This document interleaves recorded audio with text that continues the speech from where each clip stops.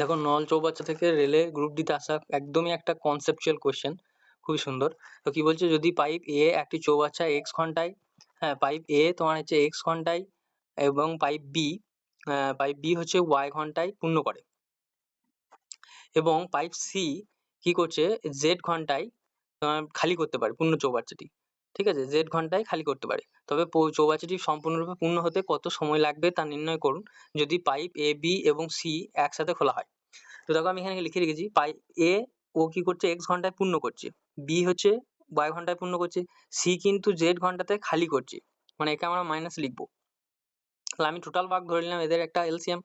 ঠিক আছে, এই এক্স ওয়াই জেড, তো এক্স ওয়াই জেড এর এলসিএম কি হবে, এক্স ওয়াই জেডই হবে, এটা টোটাল ওয়ার্ক।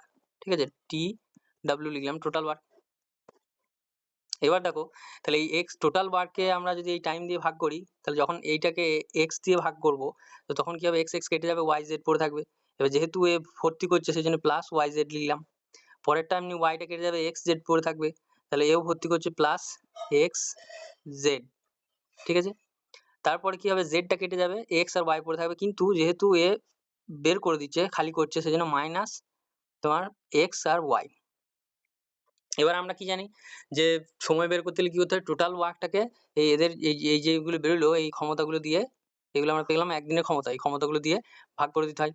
তাহলে টোটাল ওয়ার্ক দেখো কি ছিল আমার, এক্স ওয়াই আর জেড টোটাল ওয়ার্ক, আর এখানে ভাগ করে দেবো Y plus Y Z plus X Z minus X Y.